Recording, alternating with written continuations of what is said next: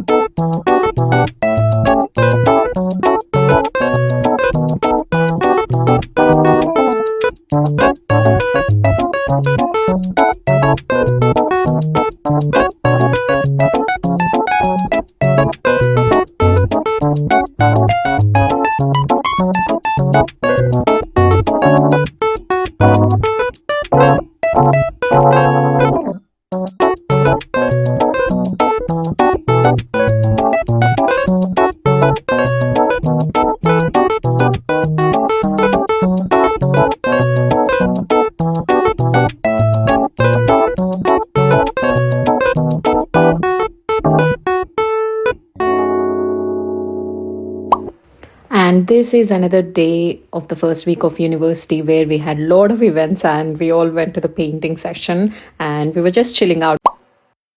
By the way, while working on my assignments, I've been using a tool that made my research so much easier and I have to share it with you.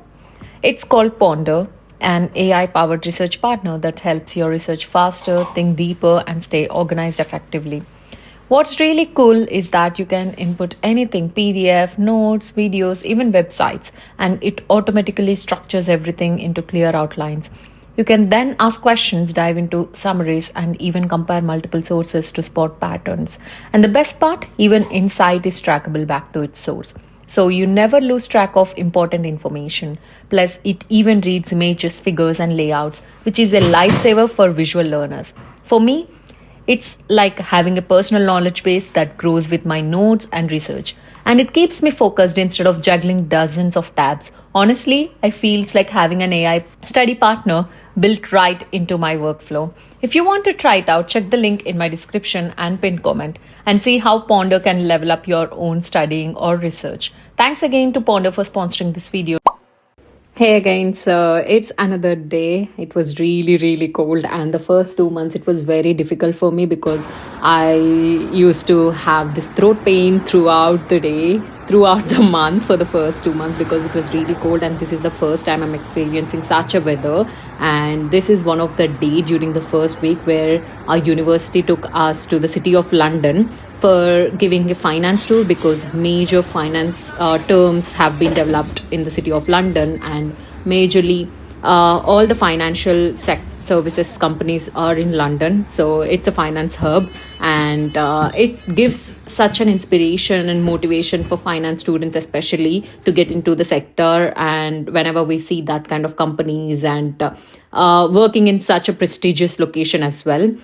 Actually, while I was going, I got ready. I took a bus and I was just going there thinking that the university is already in central London. What's there in the city of London? It's almost the same. That's what I was thinking. But then that day have literally changed my way of thinking about financial services, and it gave me a lot of knowledge about the sector as well, like how the trading term have been defined, and how people started trading. The guide was really really cool. She started showing how the conversations happened like years and years ago, like 100 years ago, 300 years ago. So it was really interesting. And after the tour, I was just thinking, oh my God, I think I should work in such a place. And after literally 3 months, I got a job there. Like, I mean, internship. My internship is in the city of London. So I really, really strongly believe in manifestation. So if you are universities taking to such kind of tours, please, please don't miss it. It acts as a fuel and motivation.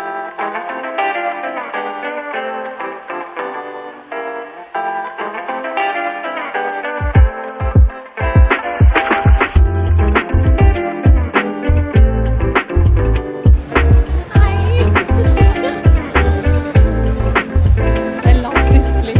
Oh, yeah. He's coming back. This area.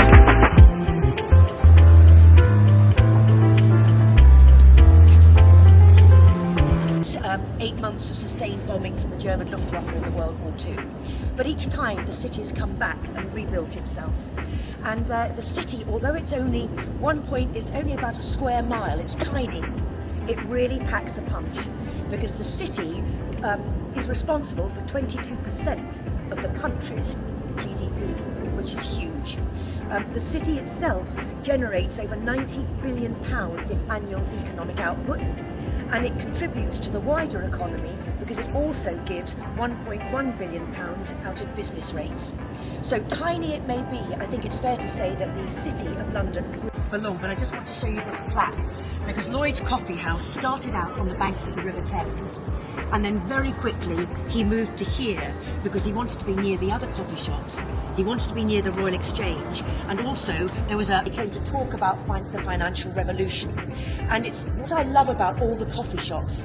The reason why they're so different in London as opposed to the rest of the continent is that here, as long as you had your penny token, it didn't matter what class you were. So you could be a very low-down workman, you could be a very high-up member of the nobility. It didn't matter. As soon as you went to an idea of what London would have been like. We're now going to go to the site of where another very famous coffee shop was. Unfortunately, there's nothing really to see apart from a plaque, but I'll try and paint a picture of it as I talk about it. So we're just going to go back down here.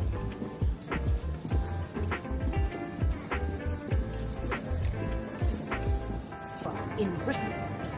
So it's quite extraordinary, and that was in 1652. Now, we'd always known about coffee as a botanical, but people hadn't thought to actually drink it.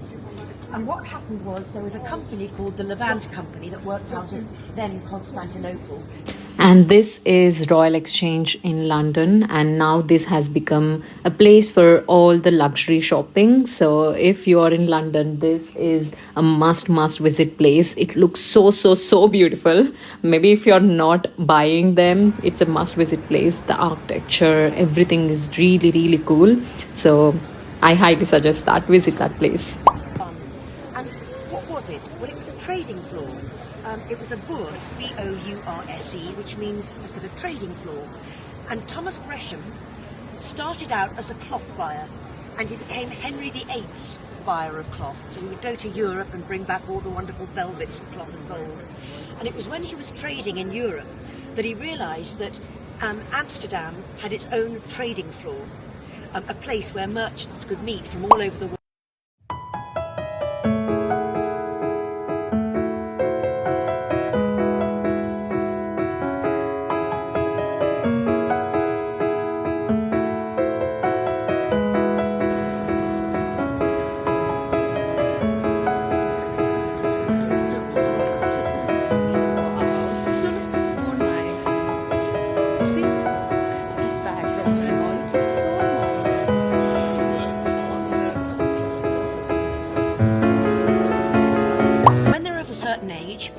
decided to train them up in the business. And you can all see up there, sorry, I know you're craning your necks, but there are 5 arrows there. And they're bound very tightly together with twine. So one arrow can be snapped easily. If you've got 5 together, they're much, much stronger. And what he did was very clever. He sent each son out to a different part of Europe, as if shooting them into Europe from bows and arrows. And they all started the Rothschild's Bank all over Europe. So he kept one son with him in Frankfurt. He sent one to Naples, one to Vienna, one to Paris, and one to England. And the son who came to England was a massive space inside for all the offices. Now Lloyd's is unique. It doesn't deal with end-to-end customers. It doesn't deal with other insurance companies. It's made up of syndicates. Inside, all round that big atrium in there, there are lots and lots of syndicates, which are offices who write their own specific insurance and set up his coffee shop on the banks of the River Thames. And I've been talking about how I was talking about how various merchants favoured certain coffee shops. Well, because he was by the Thames, he was obviously favoured by sailors, naval officers, ships and merchants, and they've all come in. But lovely to meet you all. Yeah. And all good luck in your studies. Thank you. And have a lovely rest of your university life. Thank you. All right. Thank you very much. Thank Thanks, you. Steph.